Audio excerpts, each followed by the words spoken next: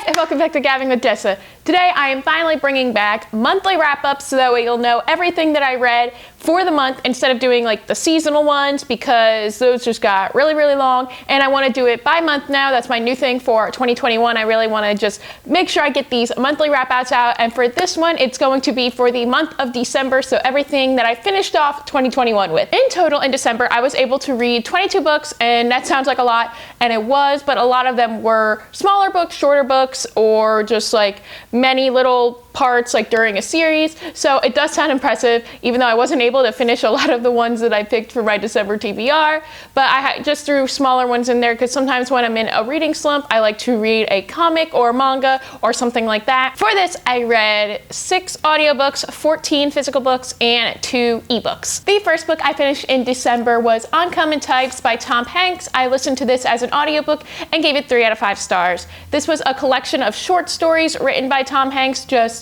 a bunch of random people, just little short stories here and there about, you know, just the lives of a bunch of different kinds of people. And I thought it was going to be a collection of short stories from Tom Hanks's life and his perspective and everything. So I was a little disappointed when I figured out it was actually like a fiction book and not a book about him. There were 17 short stories and they weren't really connected to each other. So it was just a bunch of random stories about random people, like I said before. It wasn't my favorite, but it was really cool to still hear him in his audio voice narration. It was really cool. Then I read Digital Minimalism by Cal Newport. This is also what I read as an audiobook, and it was basically just his advice, tips, ideas about trying to live your life with as little technology as possible, trying to get rid of the unimportant parts of technology in your life. Obviously, there's going to be some things you need to keep, like an email for a job, but just making sure that you limit your resources, your digital life, to just the important things that you need to do either for school or for communication, like a cell phone, so that way you can still keep in contact with your children or your family members and things like that. So it was really good advice. I'm going to try to use some of it, but it was just something I saw that was available from my ebook library, and I just decided to pick it up because the title intrigued me. Then I read Quidditch Through the Ages by Kenilworthy Wisp. I listened to this on audiobook, and it is narrated by Andrew Lincoln. He is from The Walking Dead. I think he's the main dude whose name I don't know because I don't watch The Walking Dead. But this was an experience, and I loved it so much. I loved his voice. I loved the sound effects that they used, and because it was a special audiobook, they also had Ginny and Rita Skeeter talking about like the 2014 Quidditch World Cup, and it was so cool. Like, it wasn't just like a book, it was, like I said, an experience. So if you are interested in things like that, I also highly recommend the Fantastic Beast one, narrated by Eddie Redmayne, who plays Newt Scamander in the Fantastic Beast series, because that is also another experience. They have sound effects, they have, you know, animal noises, and both of these books are so much fun to listen to. Then the first physical books that I finished were Avatar: The Last Airbender, Smoke and Shadow, volumes 1 through 3. These are by Jean Luen Yang, and overall I gave this whole series a 5 out of 5 because I gave each individual issue a 5 out of 5. So the Fire Nation is threatened and by like this prophecy thing, this ghost spirit thing, and it's telling the people of the Fire Nation that they need to remove Zuko from the Fire Lordship, and that's how everything is going to be safe. I don't know, this one isn't very popular, I think, with like just general ratings overall, but this was probably my favorite one that I've read from the Avatar: The Last Airbender comic series that has continued after the show. And so I highly recommend this one. Like I said, I gave this 5 out of 5. I read each of the individual issues. Each of them got 5 stars for me, and I loved it. It was just so much fun. Then I read My Hero Academia Volume 3 by Kohi Horikoshi. I was on hold for this manga for so long because I read the first 2, and then I got the 4th one, but the 3rd one was out for so long for some reason. And then I finally got it, and I was super excited. I read it in a day and then returned it right back to the library. In this book, the students from UA are experiencing their first battles with real life villains and learning about the dangers in the world and what it means to be a hero and if they want to be a hero, because this is something that students, especially first year students, never have to go through or anything like that, because they obviously wouldn't throw students into that kind of real life situation. So it just shows them what the real world is going to offer them. I also did read this one physically because it's a manga. It's best read physically. Then I read A Very Punchable Face by Colin Jost. I listened to this on audiobook, and oh my goodness, this was one of the funniest celebrity audiobooks I have ever listened to.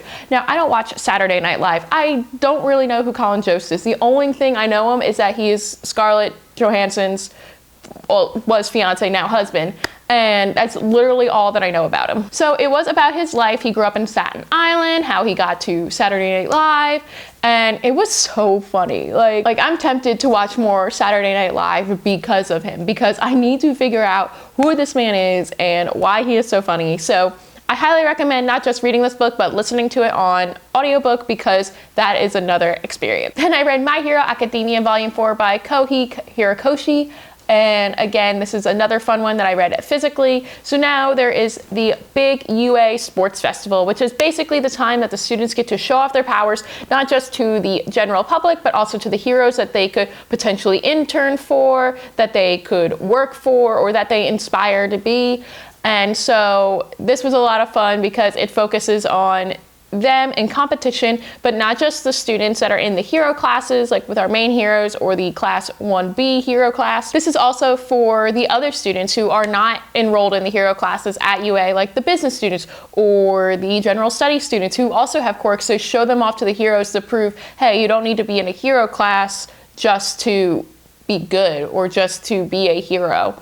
And so it's really fun to look at it from that angle as well, and from that perspective, just to see those students and how they compete and how much this means to them compared to the hero course students. And this one I'm gonna have to look at my notes because it's a long title, because then I read Connected, The Surprising Power of Our Social Networks and How They Shape Our Lives by Nicholas A. Christakis and James H. Fowler. This is something that I read on ebook because I needed something to read during my downtime at work. And I picked this one again because it was available and I thought it sounded really interesting. This is basically just talking about how knowing certain people or knowing our connections to them and how they impact our lives. Basically, if you're surrounding by people who just give off negative, I don't want to say vibes, because that's not necessarily like what they're going with, but like people who talk down all the time or people who eat a lot all the time, you may start to acquire some of those traits, and that may not be a good thing for you. And so surrounding yourself with good people, but also recognizing how these connections affect you and how they affect other people, and how just knowing people has a much bigger impact than we may think. This is a fascinating read. It has a little science in it, but it's not too sciencey, so I do like to pick up a science nonfiction every now and then so I can expand my knowledge on the field, but this one isn't too sciencey, so anyone can be able to pick this up and read it. This one was also fantastic and I highly recommend, and it is The Greatest Love Story Ever Told by Megan Mullally and Nick Offerman. If you don't know, Megan Mullally, it was on Will and Grace, but she's also known for being Tammy 2 on Nick Offerman's show of Parks and Recreation, where he is Ron Swanson. I love these two together. They are so funny. They are really great actors, and when I saw that they had an audiobook together, oh my goodness, I put myself on hold for that book. I waited so long and I was so happy to pick this up. This is another great one, similar to Colin Jost. It's funny, it's relatable, and it's just telling the story of their lives together. And so it's so happy. It makes me so happy. And he loves her so much. It is so cute. And it's just a good time. So I highly recommend this one as well. Finally, back to star rating. I don't usually like to give star ratings to nonfiction books, and I forgot to give them for My Hero Academia for some reasons, according to my notes here. But the next book that I read that I finally gave another star rating to was Mostly Hero by Anna Burns. I gave this 1 out of 5 stars, and I read this on ebook. It was only available on ebook through the Kindle library. This was one of the books that we read for the Interstellar Book Club, and I'm gonna have everyone linked down below because I like to, you know, throw their channels in there whenever I mention the Interstellar Book Club, and we all agreed that this was not a good book. So the main premise of the book was that it was kind of supposed to be a spin or like a spoof of superheroes and the kind of ridiculousness of them. And even though I am a fan of like Marvel comics, Marvel heroes and everything like that, I'm totally open to read something that's supposed to be making fun of them, because you know what, sometimes it is a little ridiculous. However, this was just ridiculous. It didn't even make any sense, and I don't get it. So it is a novella, so it was very short. The main character, Femme, I think that's her name, it's like under a magic spell that she has to kill her lover, whose name is Hiro. So that's why I don't, like, I honestly can't even tell you, like, what happened in the book, and I, like, just read it. It's not like it's a hard-hitting novel or anything like that. It's short. I mean, with a novella, basically everything is just gonna be action, action, action, and I can't tell you a single thing that happened in this book. Then I read Story by Robert Mckee. This is basically learning the style and structure of screenplays and how to write them and what you should include in them. I'm taking an interest in screenwriting just because, I don't know, I've always loved writing and I love movies and stuff, and so I just wanted to dive a little bit more into the art of it. I will have later on some content relating to Oscar screenwriting, and I'm super excited about that. Just more Oscar content in general, but this was a really good starting point to, if you're interested in the field and the study like I am, then I highly recommend this book. I read this book physically along with the next book, My Hero Academia Volume 5. Which I gave 4 out of 5 stars to. This volume was the continuation of the sports festival. However, we are now at the top 8 students, and it is basically a round robin style or March Madness style of, like, they're battling against each other, winner moves on, and then we figure out who the winner is by the end of the book. And it was a really intense battle. Like, and there's some of the students that get to the top 8, I don't think you would expect to get there. So I recommend it. Then I read Avatar: The Last Airbender, North and South, volumes 1 through 3 by Jean Luen Yang, and I gave this with the average rating of a 4 out of 5 stars for all of the 3 put together. Katara and Sokka return home to the Southern Water Tribe for the first time since they left to join Aang on his journey to defeat the Fire Lord, and it is completely different than what they were used to. It's no longer, you know, the few little huts that you saw in the beginning of the show. It is completely industrialized, similar to the Northern Water Tribe up at the North Pole. And that is because the Northern Water Tribe is in charge of this whole new industrial plan led by Sokka and Katara's father, but they aren't the only ones who are kind of iffy about, like, this change for the Southern Water Tribe, because a lot of their fellow Southern Water Tribe members are also a little iffy about it as well. So it is the story of what is going on behind the scenes for the Northern Water Tribe, for the Southern Water Tribe, and how there's a lot more going on during this. It's not just a simple cartoon anymore. Like, there's a lot going on, and it is very relatable to the real world today, and so that's why I always enjoy reading about the Avatar. Then I read Tokyo Ghoul Volume 4 by Sui Ishida. I gave this a 3 out of 5 stars, and I also read this one physically because it is a manga. I read a few mangas on, like, my Kindle and my iPad because I had to, because they were only available in ebook format, and I don't recommend that at all. It just takes you out of the experience, in my opinion. So our main character, Kaneki, runs into another ghoul that has very interesting tactics when it comes to the lives that he takes and just, like, the life that he lives. So it's very interesting to read. It was a little info dumpy, which is why I gave it a 3 out of 5 stars, because it was just kind of a lot of info there. But I'm excited for the action to get started again. I heard these next 2 or 3 are kind of info dumpy like that, and so I'm okay with that. I do really like info dumps. Sometimes they are very helpful, but they're just not as entertaining. But it's definitely something that you need. Then I read To Be Taught If Fortunate by Becky Chambers. I gave this 5 out of 5 stars.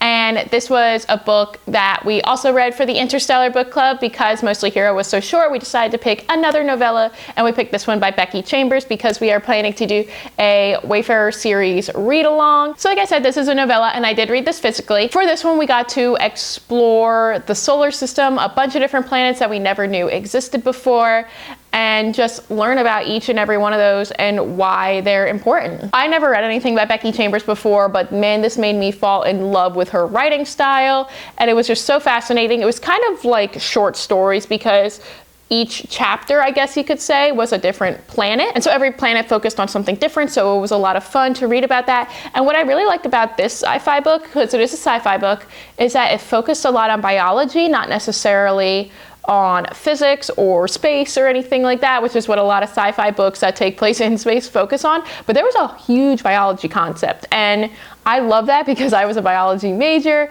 and it fascinated me. It was such a different spin on what we're used to from sci-fi, and so I really loved that. Then I read The New Jim Crow by Michelle Alexander. I listened to this on audiobook. This book is talking about mass incarceration, how we got here, and the effects of it on the lives of individuals, especially Black individuals, and just how that plays a role in today's society, how it got started, and everything along the way for that. It was very informative, so I do recommend it. Then I read The Kiss Quotient by Helen Huang, which I gave 4 out of 5 stars to. This was such an adorable little book. Like, it was such an easy read. It was so much fun, nice, fun romance book. I knew that would be a great way to end 2020. So if you don't know what this is about, I know it's very popular, but just in case you don't know, this is about a girl with Asperger's who's trying to get into a relationship. However, because of her Asperger's, she finds just social situations difficult, so she hires a male escort to help her with more physical side of relationship. But you know it's a romance, so feelings emerge, but is it only one-sided or is it two-sided? I don't know, you're gonna have to read. And then the last book that I read, not just for the month of December, but for the year 2020, was My Hero Academia Volume 6, and I gave this one 3 out of 5 stars, and I read it physically. After the sports festival, students are then taken up by interns, so it is now the intern part of their coursework. So they go with professional heroes as interns and they learn just different things about being heroes. But of course, you know, nothing can just be nice and fun and for school because real life dangers emerge. This one was very fun, but it was just kind of average for me, so that's why I gave it 3 out of 5 stars. And I can't wait to continue on with the next ones. So there you have it. That is everything that I read in the month of December. Let me know what you guys read down in the comments below. I can't wait to start talking more about my monthly wrap-ups and what I read throughout the months for the next year or however long. So thank you guys so much for watching. Don't forget to like and subscribe. Until next time, keep on gabbing.